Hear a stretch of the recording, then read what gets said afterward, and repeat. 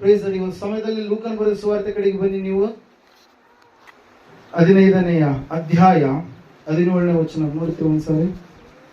ಅಲ್ಲಿ ಒಂದು ರೀತಿಯ ಬುದ್ಧಿ ಇದೆ. ಅದು ಎಂತ ಬುದ್ಧಿ ನೋಡೋಣ ಈಗ.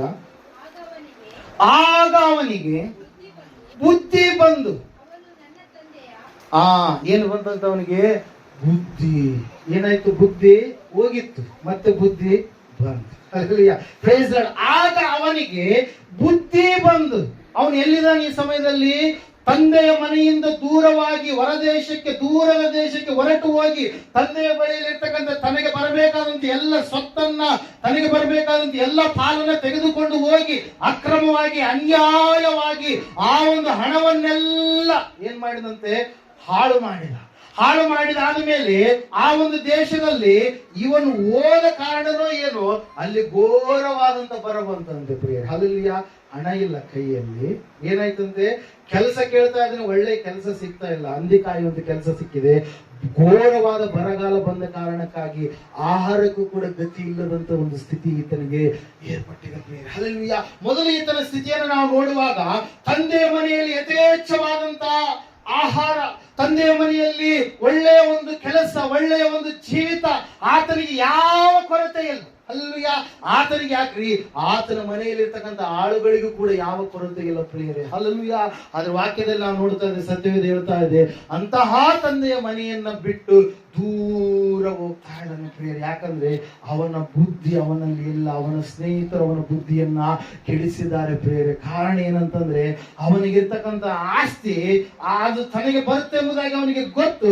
ತಂದೆ ಏನ್ ಮಾಡಿದ? ಪಾಲು ಮಾಡಿದ. ಅಣ್ಣನಿಗೂ ಕೊಟ್ಟ, ತಮ್ಮನಿಗೂ ಕೊಟ್ಟ, ಇಬ್ಬರಿಗೂ ಕೊಟ್ಟ. ಯಾಕಂದ್ರೆ ಇರುವಂತವ್ರು ಇಬ್ಬರೇ ಮಕ್ಕಳು. ಆ ಇಬ್ಬರು ಮಕ್ಕಳಿಗೆ ಒಬ್ರಿಗೆ ಕೊಟ್ರೆ ಇನ್ನು ಉಳಿದಿರುವಂತದ್ದು ಯಾರಿಗಿರುತ್ತೆ? ದೊಡ್ಡವನಿಗಿರುತ್ತೆ. ಹಲ್ಲೆಲೂಯಾ. ನಾವು ನೋಡ್ತಾ ಇದ್ದೇವೆ, ಇಬ್ಬರಿಗೂ ಪಾಲಾಯ್ತು. ಆದ್ರೆ ಸಣ್ಣವನು ಏನ್ ಮಾಡಿದರೆ? ಅದನ್ನ ನಾಶ ಮಾಡಿಬಿಟ್ಟ. ಆದ್ರೆ ಈ ವಾಕ್ಯದಲ್ಲಿ ನಾವು ನೋಡ್ತಾ ಇದ್ದೇವೆ, ಆ ಸಮಯದಲ್ಲಿ ತನ್ನ ಹಳೆಯ ಜೀವಿತವನ್ನು ನೆನೆಸಿಕೊಳ್ತಾ ಇದೆ. ಇವತ್ತಿನ ದಿವಸ ಕೂಡ ಕೆಲವೊಬ್ಬರು ದೇವರಿಂದ ದೂರವಾದಂತ ಸ್ಥಿತಿಗೆ ಹೋದಾಗ ಅವರು ನೆನೆಸ್ಕೊಳ್ತಾ ಇರ್ತಾರೆ. ಏನಂತೇಳಿ? ಅಯ್ಯೋ, ನಾನು ದೇವರ ಆಲಯದಲ್ಲಿ ಇರಬೇಕಾಗಿತ್ತು, ದೇವರ ಮಗನಾಗಿ ನಾನು ಜೀವಿಸಬೇಕಾಗಿತ್ತು. ನಾನು ಅಲ್ಲಿದ್ದಂತ ಸಮಯದಲ್ಲಿ ನನಗೆ ಯಾವ ಕೊರತೆ ಇರಲಿಲ್ವಲ್ಲ. ಮಾನಸಿಕ ಸಮಾಧಾನ ಬಹಳ ಮುಖ್ಯ. ದುಡ್ಡೇನು ಎಲ್ಲರ ಹತ್ರ ಇರುತ್ತೆ, ಆ ದುಡ್ಡೇನು ನಮಗೇನು ಸ್ವರ್ಗ ತಂದು ಕೊಡಲ್ಲ. ಹಲ್ಲೆಲೂಯಾ. ಯೇಸು ಮಾತ್ರ ನಮಗೆ ಸ್ವರ್ಗ ಕೊಡಲು ಶಕ್ತನಾದಂತ ದೇವರಾಗಿದ್ದಾನೆ. ಆದರೆ ಅವರು ಆ ಯೇಸುವನ್ನ, ತಂದೆಯನ್ನೇ ಬಿಟ್ಟು ಏನ್ ಮಾಡಿದ್ದಾರೆ? ನಿತ್ಯನಾದ ತಂದೆಯಾದಂತ ಯೇಸುವನ್ನು ಬಿಟ್ಟು ಏನ್ ಮಾಡಿದ್ದಾರೆ? ಅವರು ದೂರಕ್ಕೆ ಹೋಗಿದ್ದಾರೆ ಪ್ರೇರಿಲ್ಲ. ನಾವು ನೋಡ್ತಾ ಇದ್ದೇವೆ, ವಾಕ್ಯ ಹೇಳ್ತದೆ, ಸತ್ಯವೇದ ಹೇಳ್ತದೆ ಸ್ಪಷ್ಟವಾಗಿ. ಆ ವ್ಯಕ್ತಿಗಳು ನೆನೆಸ್ತಾ ಇರ್ತಾರೆ. ಎಲ್ಲಿ ಯಾವಾಗ ನೆನೆಸ್ತಾರಂತೆ? ಕೆಳಗಡೆ ಪಾತಾಳಕ್ಕೆ ಇಳಿದು ಹೋದ್ಮೇಲೆ ಕೂಡ ನೆನೆಸ್ತಾ ಇರ್ತಾರೆ. ಅಯ್ಯೋ, ಎಷ್ಟು ನಾನು ಸದುಪದೇಶವನ್ನು. ಒಂದ್ಸಾರಿ 5ನೇ ಅಧ್ಯಾಯ ಜ್ಞಾನೋಕ್ತಿಗಳ ಪುಸ್ತಕ ಓದ್ತೀರಾ ದಯವಿಟ್ಟು? ಇಕ್ಕಳಿ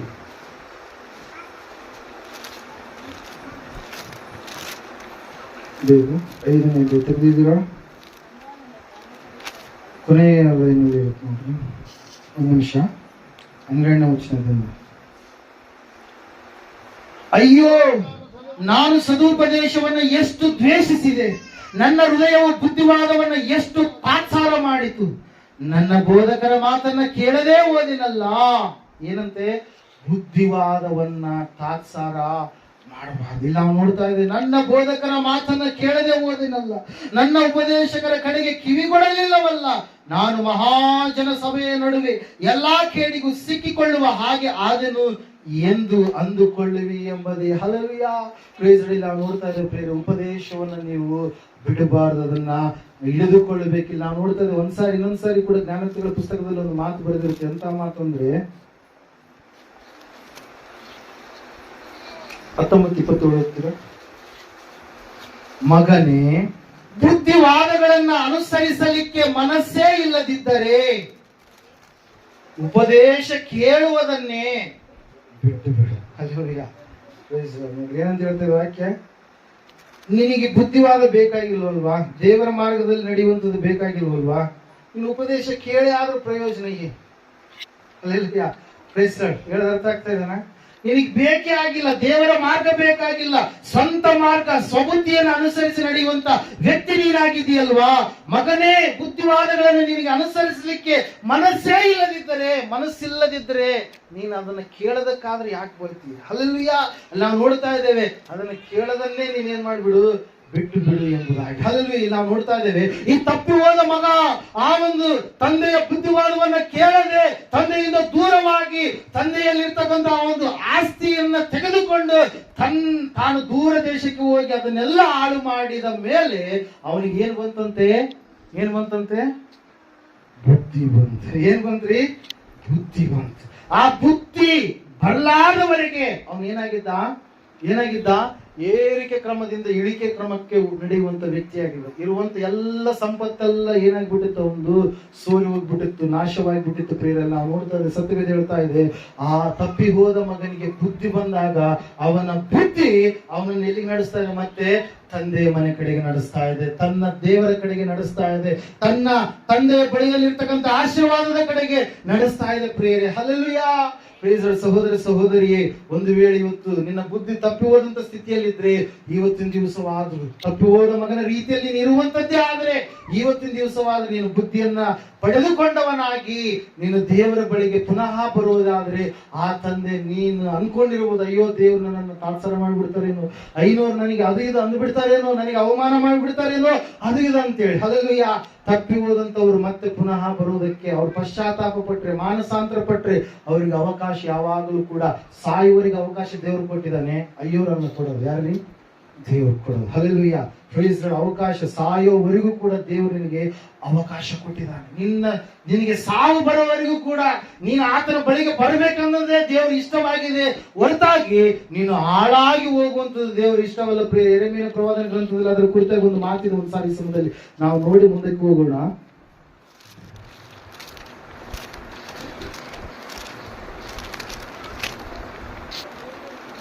ಹದಿನೆಂಟನೇ ಅಧ್ಯಾಯ 7ನೇ ವಚನದಲ್ಲಿ, ನಾನು ಒಂದು ವೇಳೆ ಒಂದು ಜನಾಂಗವನ್ನಾಗಲಿ ರಾಜ್ಯವನ್ನಾಗಲಿ ಕಿತ್ತು ಕೆಡವಿ ನಾಶಪಡಿಸಬೇಕೆಂದು ಅಪ್ಪಣೆ ಕೊಟ್ಟಾಗ ನಾನು ದಂಡನೆ ನಿರ್ಣಯಿಸಿದ ಆ ಜನಾಂಗದವರು ತಮ್ಮ ಕೆಟ್ಟತನದಿಂದ ತಿರುಗಿಕೊಂಡರೆ ನಾನು ಮಾಡಬೇಕೆಂದಿದ್ದ ಕೇಡನ್ನ ಮನಮರುಗಿ ಮಾಡದಿರುವೆನು. ನಾನು ಒಂದು ವೇಳೆ ಒಂದು ಜನಾಂಗವನ್ನಾಗಲಿ ರಾಜ್ಯವನ್ನಾಗಲಿ ನೆಟ್ಟು ಕಟ್ಟಬೇಕೆಂದು ಅಪ್ಪಣೆ ಕೊಟ್ಟಾಗ ಅದು ನನ್ನ ಮಾತನ್ನು ಕೇಳದೆ ನನ್ನ ದೃಷ್ಟಿಯಲ್ಲಿ ಕೆಟ್ಟತನವನ್ನ ಮಾಡಿದರೆ ನಾನು ಮನಸ್ಸನ್ನು ಬದಲಾಯಿಸಿಕೊಂಡು ಅದಕ್ಕೆ ಮಾಡಬೇಕೆಂದಿದ್ದ ಮೇಲನ್ನ ಮಾಡದೆ ಇರುವೆನು. ಇಲ್ಲಿ ಇಬ್ಬರು ನಮಗೆ ಸತ್ಯವೇದದಲ್ಲಿ ನಾವು ನೋಡ್ತಾ ಇದ್ದೇವೆ. ಮೊದಲನೇ ಒಂದು ಸ್ಥಾನದಲ್ಲಿ ನಿನೆವೆ ಪಟ್ಟಣದವರು ನಿಂತ್ಕೊಂಡ್ರೆ, ಎರಡನೇ ಸ್ಥಾನದಲ್ಲಿ ಯಾರು ನಿಂತ್ಕೊಂಡಿದ್ದಾರೆ? ದುರದೃಷ್ಟಕರ ದೇವರ ಮಕ್ಕಳಾದಂತ ಇಸ್ರಾಯೇಲರು ನಿಂತ್ಕೊಂಡಿದ್ದಾರೆ. ದೇವರ ಮಾತನ್ನ ಕೇಳದೆ ಅವ್ರು ಏನಾದ್ರಂತೆ? ದೇವರ ಕಡೆಗೆ ತಿರುಗಿಕೊಳ್ಳದೆ ಕೆಟ್ಟತನವನ್ನೇ ಮಾಡಿದ ಕಾರಣಕ್ಕಾಗಿ ದೇವರು ಅವರನ್ನ ಏನ್ ಮಾಡ್ಬಿಟ್ಟ? ಅನ್ಯ ರಾಜರುಗಳ ಕಡೆಗೆ ಒಪ್ಪಿಸಿಬಿಟ್ಟ. ಪ್ರೇರ ಆದ್ರೆ ನಿನೆವೆ ಪಟ್ಟಣಕ್ಕೆ ಯೋನನು ಹೋದಾಗ ಆ ಪಟ್ಟಣದವರು ತಮಗೆ ಕೇಡು ಬರುತ್ತೆ ಎಂಬುದಾಗಿ ಗೊತ್ತಾದಾಗ ಅವರು ತಿರುಗಿಕೊಂಡಾಗ ಪುನಃ ದೇವರನ್ನು ಅವರು ಹಿಂಬಾಲಿಸಿ ನಡೆದಾಗ ದೇವರು ಕೇಡು ಮಾಡ್ತೀನಿ ಎಂಬುದಾಗಿ ಹೇಳಿರ್ತಕ್ಕಂಥ ದೇವರವರಿಗೆ ಕೇಡು ಮಾಡಲಾರದೆ 1,20,000 ಜನರಿಗೆ ಪುನಃ ದೇವರು ಏನ್ ಮಾಡಿದಂತೆ? ಜೀವನವನ್ನ ಕೊಟ್ಟ. ಪ್ರೇರ ಅದಕ್ಕಾಗಿ ಸಹೋದರ ಸಹೋದರಿಯೇ, ಒಂದು ವೇಳೆ ನೀನು ತಂದೆಯಿಂದ ದೂರವಾಗಿ ಲೋಕದಲ್ಲಿ ಇದ್ದು ನೀನು ಕೊಡ್ತಾ ಇದ್ದೀನಿ, ಅಯ್ಯೋರು ಏನಾದ್ರು ಅಂತಾರೇನೋ ಮತ್ತೆ ನಾನು ಅವ್ರ ಬಳಿಗೆ ಹೋದ್ರೆ ಅಂತೇಳಿ. ಆದ್ರೆ ಅಯ್ಯೋರು ನಿನ್ಗೆ ಏನ್ ಅನ್ನೋದಿಲ್ಲ. ಯಾಕನ್ನೋದಿಲ್ಲ ಹೇಳ್ರಿ? ನೀನು ಅವರ ಆತ್ಮಿಕವಾದಂತ ಮಗಳು ಆಗಿದ್ದಿ. ಹಲ್ಲೆಲೂಯಾ. ಅವರು ನಿನಗೆ ಆತ್ಮಿಕ ತಂದೆ ತಾಯಿಗಳು ಆಗಿದ್ದಾರೆ, ನಿನ್ನನ್ನು ಸೇರಿಸಿಕೊಳ್ತಾರೆ ಹೊರತಾಗಿ ನಿನಗೆ ಧಿಕ್ಕಾರ ಕೂಗುವುದಿಲ್ಲ. ಹಲ್ಲೆಲೂಯಾ. ದೇವ್ರು ನೋಡ್ರಿ ಎಷ್ಟು ಕರುಣಾಮಯಿ ಅಂತಂದ್ರೆ, ಎಂತಹ ಕೆಟ್ಟ ನೀಚ ಕಾರ್ಯಗಳನ್ನ ಮಾಡಿದವರನ್ನು ಕೂಡ ಆತನ ಏನ್ ಮಾಡಿದನ್ರಿ? ತನ್ನ ಬಳಿಗೆ ಕರೆದುಕೊಂಡು ಅವರನ್ನ ಕ್ಷಮಿಸಿದಾನೆ. ಪ್ರೇರ ಅದೇ ಕ್ಷಮಾಪಣೆಯ ದೊಡ್ಡ ಗುಣ. ಆ ಗುಣ ನಮ್ಮಲ್ಲಿ ಕೂಡ, ದೇವರ ಮಕ್ಕಳಾದಂತ ನಮ್ಮಲ್ಲಿ ಕೂಡ ಇರಬೇಕಂತೇಳಿ ದೇವರು ಕೋರ್ತಾ ಇದ್ದಾನೆ. ಪ್ರೇರೆ ಇಲ್ಲ ನೋಡ್ತಾ ಇದ್ದೇವೆ, ತಪ್ಪಿ ಹೋದ ಮಗ ಏನ್ ಮಾಡಿದಾರೆ? ಬುದ್ಧಿ ಓದಂತ ಸ್ಥಿತಿಯಲ್ಲಿ ಇರುವಂತವನಿಗೆ ಕೆಟ್ಟ ಮೇಲೆ ಬುದ್ಧಿ ಬಂತು ಎನ್ನುವಂತ ಮಾತು ಯಾವ ರೀತಿ ಆಗಿದೆಯೋ ಅದೇ ಒಂದು ಸ್ಥಿತಿ ಎಲ್ಲಿ ನಡೀತಾ ಇದೆ? ತಪ್ಪಿ ಹೋದ ಮಗನಿಗೆ ಏನು ಬಂತಂತೆ? ಬುದ್ಧಿ ಬಂತು. ಹಲ್ಲೆಲೂಯಾ. ಬುದ್ಧಿ ಬಂದ ಕಾರಣಕ್ಕಾಗಿ ಪುನಃ ಅವನ ಅನ್ಯೋನ್ಯತೆಯಲ್ಲಿ ಸೇರಿದ, ಪುನಃ ತಂದೆಯ ಬಳಿಗೆ ಬಂದ, ಪುನಃ ಸಂತೋಷದ ಕಡೆಗೆ ಬಂದ, ಪುನಃ ಪರಲೋಕವನ್ನು ಸಂಪಾದನೆ ಮಾಡಿಕೊಂಡ. ಪ್ರಿಯರೇ, ಹಲ್ಲೆಲೂಯಾ.